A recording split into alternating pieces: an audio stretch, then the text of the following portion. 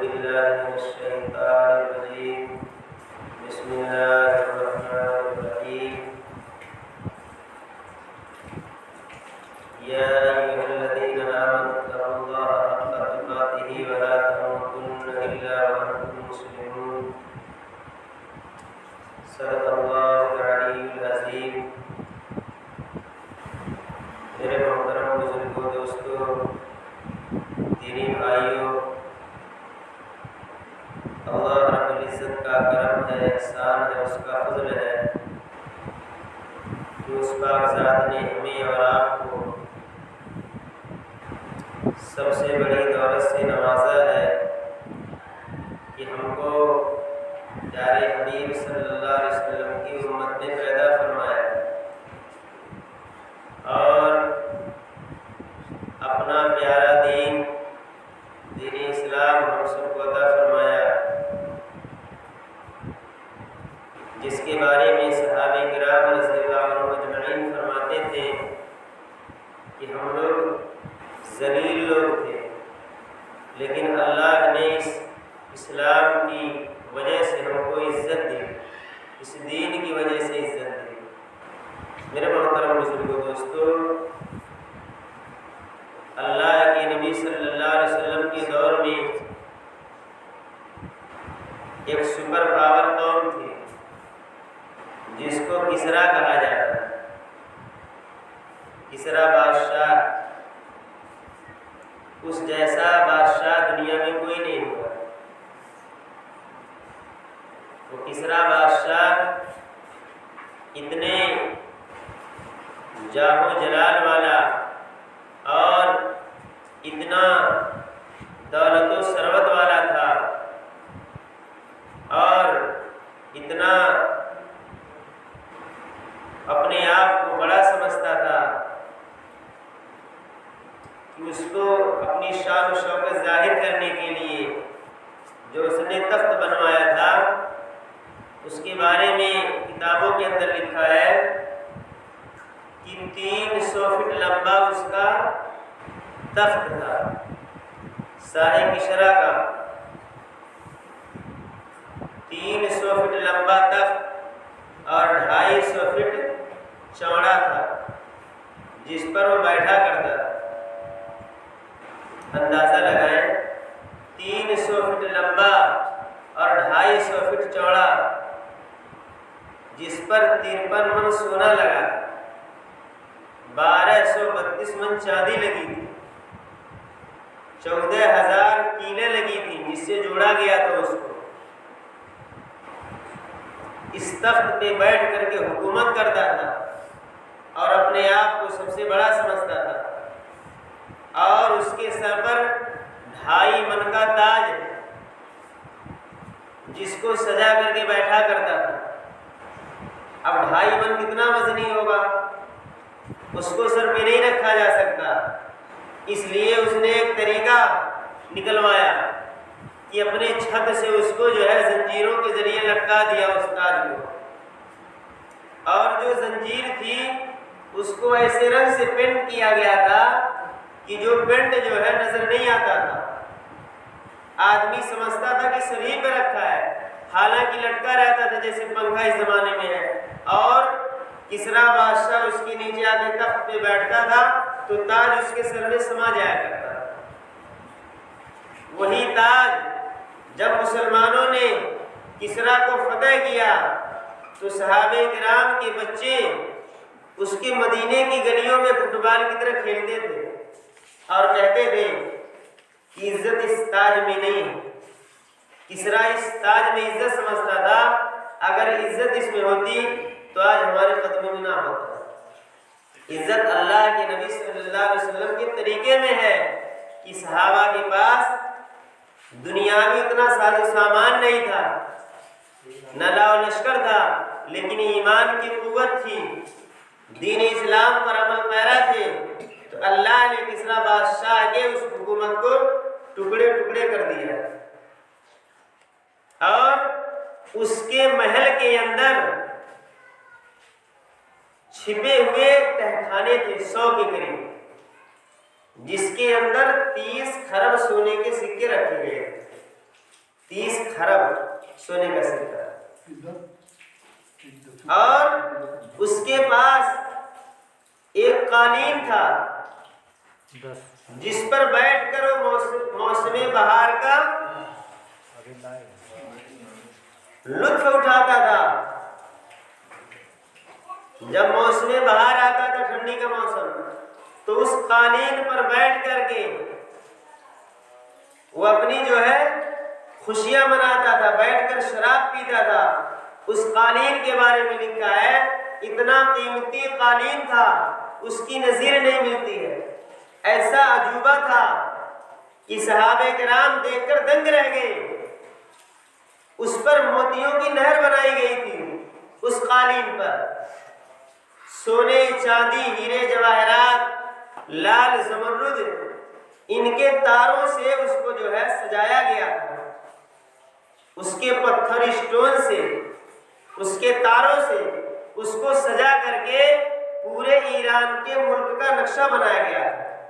ایران اس کا ملک تھا، کسریٰ بادشاہ، تو پورا جو ہے اپنے ملک کا نقشہ بنایا تھا، پوری سرحد، پورا ملک، جیسے ہم تصویر میں دیکھتے ہیں ہر ملک کا تصویر ہوتا ہے، ایسے اس نے اس قالین پر نقش و نگار کر کے سجایا گیا تھا۔ لیکن صحابہ کرام کے پاس جب پہنچا تو اس کو ٹکڑے ٹکڑے کر دیا گیا کہ تاکہ باطل حکومت کی نظیر کو مٹایا جا سکے۔ اور لکھا ہے کتابوں کے اندر ہر ٹکڑا جو ہے 1500 درہم میں بکا تھا۔ اور قالین کتنا لمبا تھا؟ 220 فٹ لمبا تھا اور 190 فٹ چوڑا تھا۔ اس کو ٹکڑے ٹکڑے کر کے بیچ دیا گیا، صحابہ کرام میں مال غنیمت میں تقسیم کر دیا گیا، لیکن ہر فٹ جو بکا تھا 1500 درہم میں بکا تھا۔ 1500 درہم، 1500 درہم کا جوڑا پہنتا تھا کسریٰ بادشاہ۔ اور اس کے محل اتنا لمبا چوڑا تھا کہ لکھا ہے کتابوں کے اندر 40,000 ستون لگے ہوئے تھے، پلر اس کے محل میں، اور اس کے محل کے چاروں اطراف میں باغات تھے جس کی لمبائی چوڑائی 40 میل کے رقبے میں تھی، اور 1 میل لگ بھگ 1.5 کلومیٹر کا ہوتا ہے، اتنا لمبا چوڑا۔ لیکن کیا ہے، شاعر کہتا ہے ملے خاک میں اہل شام کیسے کیسے، زمیں کھا گئی آسماں کیسے کیسے، جگہ جی لگانے کی دنیا نہیں ہے، یہ عبرت کی جا ہے تماشا نہیں۔ ہمیں عبرت حاصل کرنا چاہیے کہ ایسے ایسے بادشاہ کتنی دن کی زندگی لے کر آئے تھے، چلے گئے، ختم ہو گئی دنیا کی زندگی، وہ ختم ہو گئے، مٹ گئے محلات، وہ محل بھی مٹ گیا، لاؤ لشکر بھی ختم ہو گیا، 30 خرب سونے کے سکے صحابہ میں بانٹ دیے گئے۔ تو صحابہ کے گھروں میں کیا ہو گیا، جیسے ہمارے گھروں میں بورا بھر بھر کے چاول اور گیہوں ہوتے ہیں، ایسے ان کے گھروں میں سونے چاندی ہو گئے۔ اللہ نے سپر پاور طاقت کو زیر کیا صحابہ کرام کے ہاتھوں سے، تو پتہ یہ چلا کہ دنیا کی آرام و راحت، دنیا کی دولت و ثروت یہ ہمیشہ ہمیشہ کے لیے نہیں ہے، یہ مٹنے والی چیز ہے، ختم ہونے والی چیز ہے۔ جو آدمی اس پر بھروسہ کرے گا وہ ذلیل ہوگا، رسوا ہوگا، جیسے صاحب کسریٰ ہوا کہ اپنے آپ کو سپر پاور کہلاتا تھا، لیکن آج تک اس کے نام کو مٹا دیا گیا۔ ایسے ہر دور میں آئیں گے اس کی نقل کرنے والے کہ ہم بڑے ہیں۔ میرے محترم بزرگوں، دوستو، اللہ رب العزت نے ہمیں اور آپ کو اسلام دیا ہے، دین دیا ہے جو عزت کا بھی ضامن ہے، کامیابی کا بھی ضامن ہے، اور جنت میں پہنچانے کا بھی ضامن ہے۔ اللہ کے نبی صلی اللہ علیہ وسلم نے فرمایا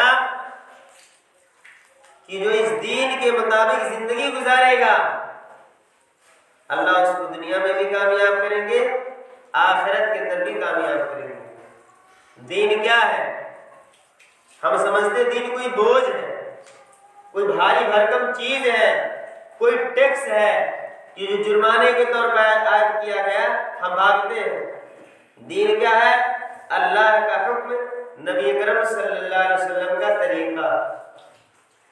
زندگی کے ہر شعبے میں، ہر موڑ پر اس کو اپنائیں، پیدائش سے لے کے موت تک، صبح اٹھنے سے لے کے شام سونے تک، ہر لمحہ ہر گھڑی یہ سوچیں کہ میں جو کام کر رہا ہوں اللہ کے حکم کے مطابق ہے، اس کے خلاف ہے، اللہ کے نبی صلی اللہ علیہ وسلم کے طریقے کے مطابق ہے، اس کے خلاف ہے۔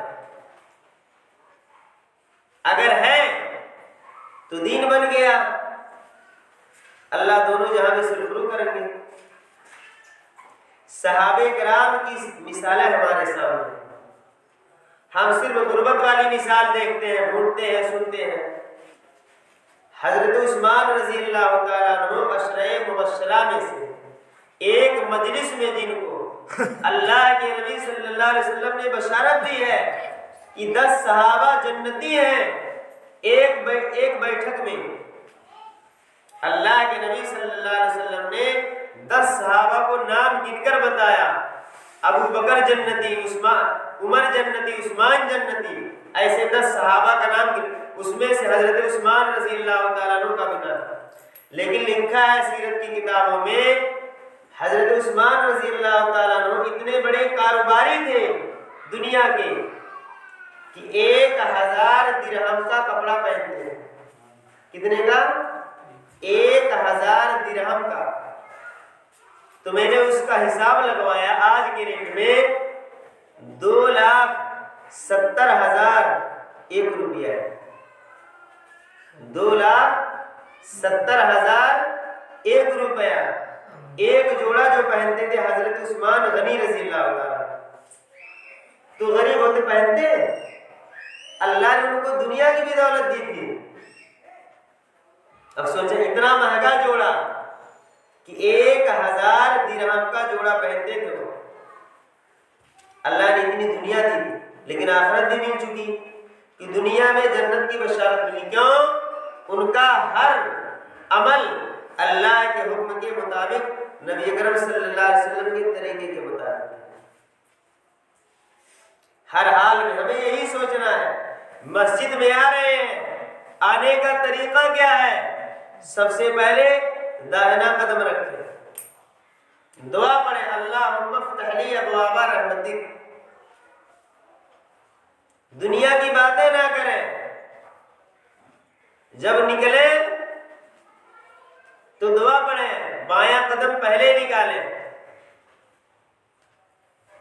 اللہم انی اسألک من فضلک۔ یہ ہے طریقہ۔ ہم روڈ پہ چل رہے ہیں، روڈ پر چلنے کا دین کیا ہے؟ اللہ کے نبی صلی اللہ علیہ وسلم نے بتلا دیا کہ نگاہیں نیچی کر کے جاؤ، نہ اتنی زیادہ اونچی ہو کہ ایمان کا خطرہ ہو جائے، غیر محرم پر نظر پڑ جائے، نہ اتنی نیچی ہو کہ حادثے کا شکار ہو جائے، ایک دم نیچے سر کے چلیں گے، آگے سے گاڑی آ جائے یا ٹھوکر لگ جائے۔ درمیانی نگاہ، درمیانی نگاہ کیا ہے؟ درمیانی نگاہ ہمیں پتہ چلے گی نماز سے۔ نماز جو ہم کو ملی ہے اس کا مقصد یہ ہے کہ ہماری زندگی نماز کے طریقے پر آ جائے۔ نماز میں ہم کھڑے ہوتے تو کہاں دیکھتے ہیں؟ کہا جاتا وہاں دیکھو جہاں سجدے کی سجدہ کرنا، جہاں سجدہ کرنا وہاں ہماری نگاہ۔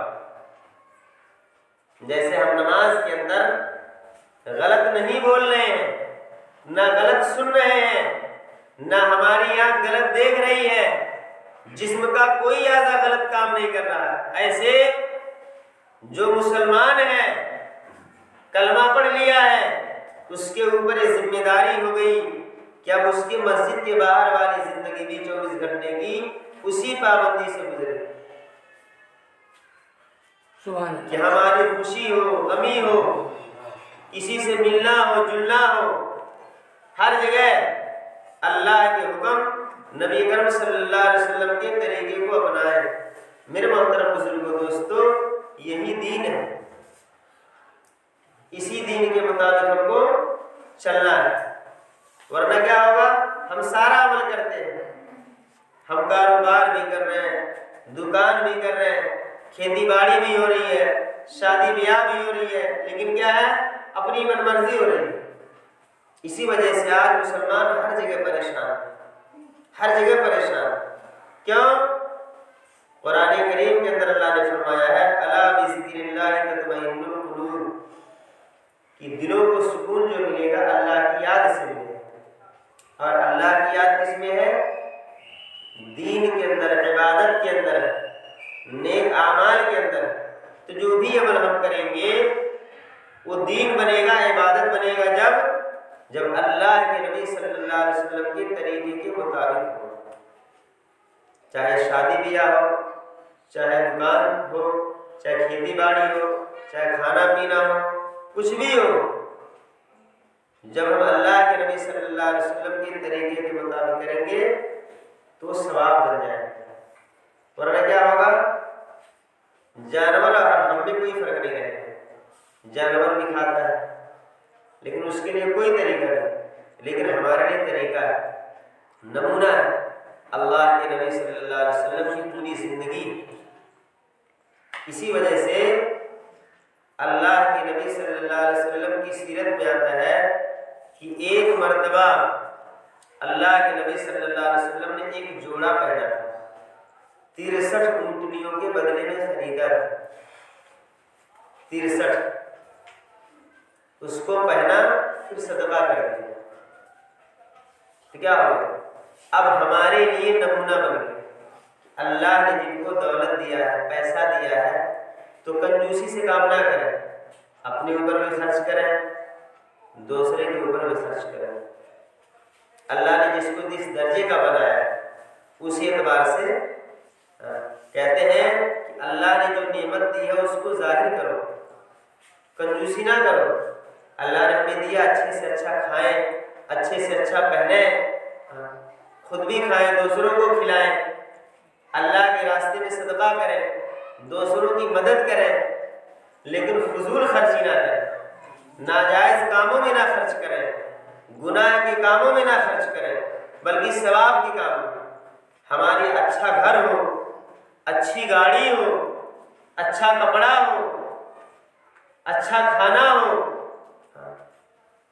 دکھاوا نہ ہو دوسروں پر فخر کے لیے کہ لوگ کہیں کہ بہت بڑا آدمی ہے، ریاکاری ہو جائے، بلکہ اس لیے کہ اللہ نے ہمیں دیا ہے تو خود بھی اپنا استعمال کریں، دوسروں کو بھی۔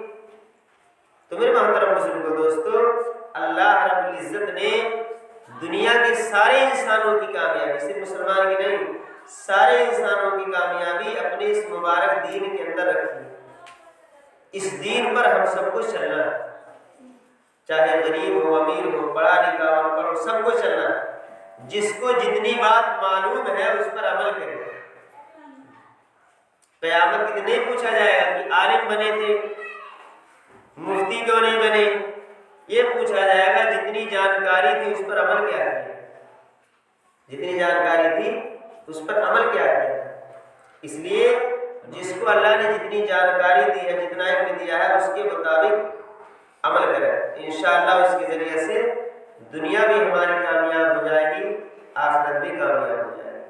اللہ تعالیٰ ہم تمام مسلمانوں کو کہنے اور سننے سے زیادہ عمل کی توفیق عطا فرمائے۔